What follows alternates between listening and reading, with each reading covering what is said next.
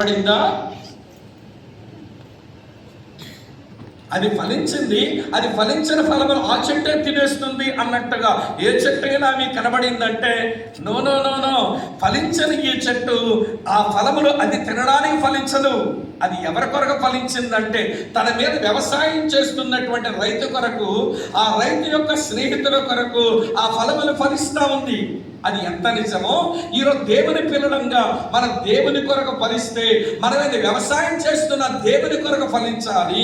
ఆ దేవుని స్నేహితులైన ఈ పరిశుద్ధుల కొరకు, దేవుని స్నేహితులైన ఆ పాపుల కొరకు మనం ఫలించాలి. మేము ఫలభరితమైన జీవితం ఎందుకు జీవిస్తున్నామండి అంటే మేము ఆశీర్వదించబడతామండి, మేము దీవించబడతాం. మరి స్వార్థ బుద్ధి ఎందుకో ఈ క్రైస్తవులకు? నువ్వు ఆశీర్వదించబడ్డానికి ఫలిస్తావా? నువ్వు దీవించబడ్డానికి నువ్వు ఫలిస్తావా? అది దురుద్దేశమే కదా. నీ ఫలములు నువ్వే తింటావా? లేదు లేదు ప్రియులారా, నీ మీద వ్యవసాయం చేస్తున్న ఆ పరలోకపు తండ్రి కొరకు, ఆయన స్నేహితులైన ఈ పరిశుద్ధుల కొరకు, పాపుల కొరకు ఇలాంటి స్వభావ లక్షణాలతో జీవించి నీ ఫలభరితమైన జీవితం చూపిస్తేనే నీ జీవితం ధన్యం, లేకపోతే అన్యం. ఏదో ఒకటి అయి ఉంటుంది. మరి అయితే నీ జీవితం ధన్యం, లేకపోతే నీ జీవితం అన్యమే అని చెప్పాల్సి ఉంటుంది. కాబట్టి నా మొదటి ప్రశ్న, మానవ జీవిత రహస్యం ఏమిటి అంటే ఫలించడమే. ఇంతసేపు నేను దాని గురించే మీతో చెప్పాను. యేసు ప్రభువు చెప్పారు, ఫలించుటకు రహస్యం ఏమిటి అంటే యోహాను సువార్త 15వ అధ్యాయం 4వ వచనం చదువుతాను, వినండి. నా యందు నిలిచి ఉండండి, మీ యందు నేనును నిలిచి ఉందును. తీగ ద్రాక్షావల్లిలో నిలిచి ఉంటేనే గాని తనంతట తానే ఎలాగో ఫలింపదో, అలాగే నా యందు నిలిచి ఉంటేనే గాని మీరును ఫలింపరు అన్నాడు. ఈ వచనంలో ప్రభు చెబుతున్న జవాబు ఏంటంటే ఫలించుటకు రహస్యం ఏమిటి అంటే నిలిచి ఉండడం అన్నాడు. The secret of fruitfulness is abiding. ఫలించుటకు రహస్యము నిలిచి ఉండడం. ఇక్కడ ఒక విషయం మీతో చెప్పనివ్వండి ప్రియులారా. ఎక్కడ మనం నిలిచి ఉండాలట?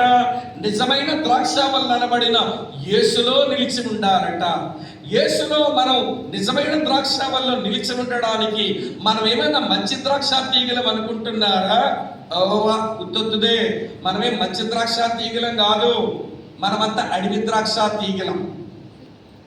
అడవి ద్రాక్ష తీగలకు సేద్యం చేసే తోటమాలి ఉండడు, దాని మీద వ్యవసాయం చేసే వ్యవసాయదారుడు ఉండడు కనుక అవి ఇష్టం వచ్చినట్టుగా పెరుగుతాయి.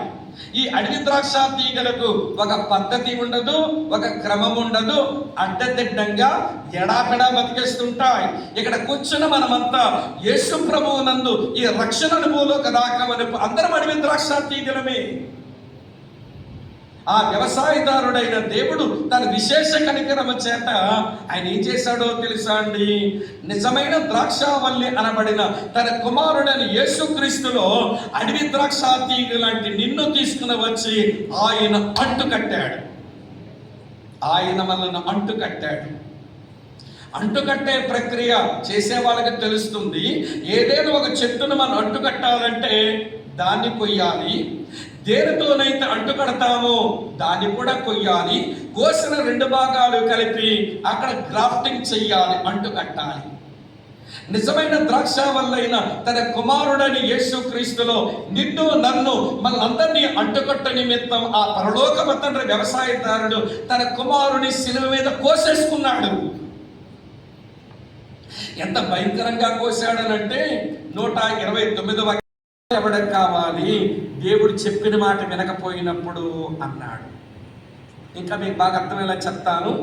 మీరు భార్యాభర్తలు ఇద్దరు ఏదో పని మీద వేరొక ఊరికి వెళ్ళారు. మీ చిన్న పిల్లల్ని ఆ అత్తమ్మకో అమ్మగారికి అప్పగించిపోయారు. 3 రోజుల్లో వస్తామన్నారు, మీ పని అవ్వలేదు. 10 రోజులు దాటాక వచ్చారు. మీరు రాగానే మీ చిన్న పిల్లలు మీరు 10 రోజులుగా కనబడలేదేమో పరిగెత్తుకుని వచ్చి మిమ్మల్ని గట్టిగా పట్టేసుకుని ముద్దులు పెట్టేస్తున్నారు.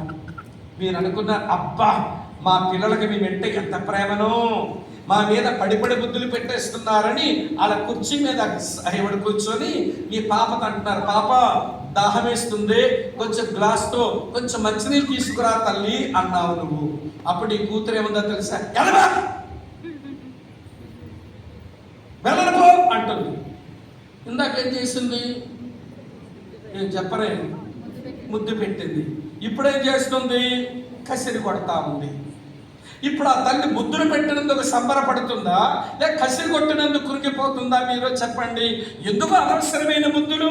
ఈరోజు క్రైస్తవులు దేవునికి ఆరాధన ముద్దులు పెడుతున్నారు, అర్పణల ముద్దులు పెడుతున్నారు. చెప్పిన మాట మాత్రం విను. ఆరాధన ముద్దు, అర్పణల ముద్దు, చెప్పిన మాట మాత్రం వినరు.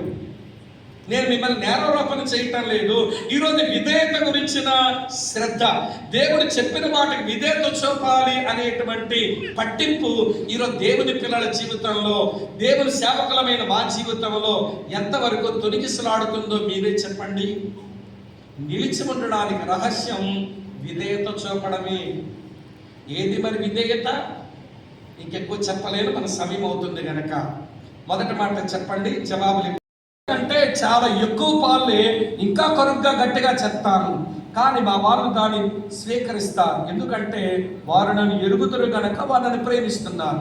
మీరు నన్ను ఎరగరు గనక నా మీద మీరు ఆయాసపడి ఎంత గట్టిగా చెప్పాలా అని చెప్పి నా మీద పాపం పెట్టుకొని మూతి ముడుచుకొని పక్షవాతం రాగం వచ్చిందా మనం ఇంటికి పోవచ్చు.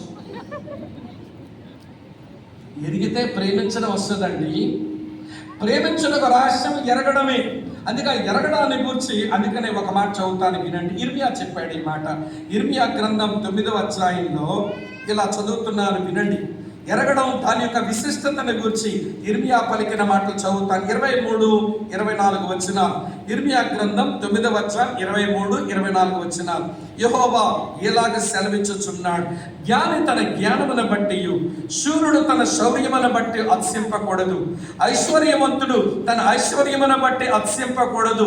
అతిశించువాడు దేని బట్టి అతిశింపవలనగా, భూమి మీద కృప చూపుచు నీతి న్యాయములు జరిగించుచున్న యెహోవాను నేనే అని గ్రహించి నన్ను పరిశీలనగా తెలుసుకున్నట బట్టి అతిశింపవలెను. అట్టి వాటిలో నేను ఆనందించువాడనని యెహోవా సెలవిస్తున్నాడు. ఎవరైతే నన్ను తెలుసుకోవడానికి, ఎవరైతే ఉపదేశకుడిగా చేశాడు, 6వ ఉద్యోగం పరిచారకుడిగా చేశాడు, 7వ ఉద్యోగం నాయకుడిగా పనిచేశాడు. 7 ఉద్యోగాలు చేసిన 25 సంవత్సరాల సేవకుడు ఇంకా ఎరగాలనుంది, ఇంకా నేర్చుకోవాలనుంది అనుకుంటే అప్పుడే నేను ఎరగాల్సింది ఏమీ లేదన్నట్టుగా మారేమేంటి మనం? ప్రభువు మీద ప్రేమలు అందుకే తగ్గాయి. పరిశుద్ధులను ప్రేమించడంలో చల్లబడ్డాం అందుకే. పాపులను ప్రేమించడంలో పరితాపం హృదయం కలగడం లేదందుకే. పాపుల కొరకైన పరితాపం, పరిశుద్ధుల కొరకైన ప్రసవ వేదన, ప్రభువుని ప్రస్తుతించే అనుభవాలు ప్రేమ ఉంటేనే పుట్టాలి, నకిలీ అవ్వవి. ప్రభువుని ప్రస్తుతించు ప్రేమతో, పరిశుద్ధుల కొరకు ప్రసవేదన పడు ప్రేమతో, పాపుల కొరకు పరితాపం చెందు ప్రేమతో. ఆ ప్రేమ పరిశుద్ధాత్ముడు నీ హృదయంలో కుమ్మరించిన ప్రేమ అయితే అంత బాగుంటావు. ఆ ప్రేమ రావాలంటే ఎరగడం ఎరగడం ఎరగడం. నిన్న బైబిల్ చదివాను, కొత్త ఎరిగాను. ఈవేళ బైబిల్ చదివాను, కొత్త ఎరిగాను. రేపు బైబిల్ చదువుతాను, ఏదో ఎరుగుతాను. నేను చచ్చే వరకు ఎరిగేవాడిని. అందుకే ఈ మాట అన్నాను, దేవుని గురించి ఎరగడానికి, దేవుని ఎరగడానికి కామాలే ఉంచాలి కానీ పురుషాపన పెట్టకూడదు. ఇంకెక్కువ చెప్పలేను, సమయం లేదు గనక. ప్రేమించడానికి పడుతుంది అన్నట్టు ఇప్పుడు చెప్తాను, వినండి ప్రియులారా, వినండి. ఎరగడానికి రహస్యం స్నేహం చేయడం. ఎరగడానికి రహస్యం స్నేహం చేయడం. యేసుతో నేస్తరికి కుదిరిందా? ఆ యేసుతో నీ ఫ్రెండ్షిప్, నీ స్నేహం అది కాస్త కొనసాగిస్తున్నావా? అది ఎవరి సంగతి వాళ్ళమే చూసుకోవాలి. టైం అయిపోయింది కనుక వివరించలేకపోతున్నాను, మీరు ధ్యానం చేసుకోండి. 6వ తలంపు. 7వది చెప్పి నేను ముగింపుకు వస్తాను. 7వది ఏంటంటే, మరి స్నేహానికి రహస్యం ఏమిటి? What is the secret of friendship? స్నేహానికి రహస్యం ఏమిటి అంటే సమర్పించుకోవడమే, అంతే. The secret of friendship is sacrifice, అంతే. మనం ఎవరితోనైతే స్నేహం చేస్తున్నామో ఆ స్నేహితుని కొరకు కొంత సమర్పించుకోవాలి. ఏమి సమర్పించుకోవాలి? ఇలా చెప్తాను, వినండి. నేను ఒక సహోదరునితో స్నేహం కలిగి ఉన్నాను. వాళ్ళ ఇంట్లో ఏదో శుభకార్యం జరుగుతుంది, నన్ను పిలిచారు, దూరం ఎంతైనా నా సమయాన్ని త్యాగం చేసుకుని వస్తే మంచి స్నేహితున్నా, రాకపోతే మంచి స్నేహితున్నా చెప్పండి? రావాలి కదా. అంటే సమయం త్యాగం చేయాలి. నేనేదో కష్టాల్లో ఉన్నాను, ఆర్థిక ఇబ్బందులు, అది నా స్నేహితుడికి తెలిసాయి. అది తెలిసిన తర్వాత అతను కొంచెం పైసలు తీసుకుని వచ్చి నాకు ఇచ్చి సహాయపడితే మంచి స్నేహితుడా, లేదా తన కష్టం పట్టనంటే వదిలేస్తే అతను నా స్నేహితుడా? చెప్పండి. వదిలేయాలా? పట్టించుకొని వచ్చి నాకు ఇవ్వాలి. అంటే సంపద త్యాగం చెయ్యాలి, సమయం త్యాగం చెయ్యాలి, సంపద త్యాగం చెయ్యాలి. వాళ్ళ ఇంట్లో ఏదో పని చేసుకుంటున్నారు, పాపం ఒక్కడే చేసుకోలేకపోతున్నాడు కనుక నేను వెళ్ళి సహాయపడితే మంచి స్నేహితున్నా, సహాయపడకపోతే మంచి స్నేహితున్నా? చెప్పండి. అంటే నా శరీర బలమును కూడా నేను ఖర్చు పెట్టాలన్నమాట. సమయం త్యాగం చెయ్యాలి, సంపద త్యాగం చెయ్యాలి, నా శరీర బలము త్యాగం చెయ్యాలి. అప్పుడు మంచి ఫ్రెండ్షిప్ మా ఇద్దరి మధ్య ఉంటుంది. కనుక స్నేహానికి రహస్యం ఏంటంటే సమర్పించుకోవడం.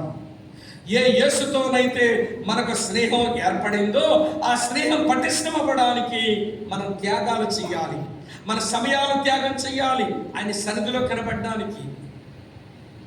మీరు ఏమనుకోకపోతే మాట చెప్పనా, కోవిడ్ వచ్చిన తర్వాత ఏమంటే సంఘాల్లో మందిరంలోకి వచ్చి సంఘముతో కలిసి ఉండి ఆరాధించడానికి సమయాలు ఇవ్వడం లేదు. మీరంటే జనరల్గా అందరి గురించి చెప్తున్నాను, మీ హోదాల గురించి కాదు. అరే కోవిడ్ వచ్చిన తర్వాత ఒకటి విడిచిన గాలి మరొకటి పీల్చుకుంటే చచ్చిపోతారు కరోనా వల్లని మేమేం చెప్పామంటే, మీరు చర్చికి రావద్దమ్మా, మీకు జూమ్ లింక్ పంపుతాము, ఆ లింకులో ఆరాధనకి రండి, కూడు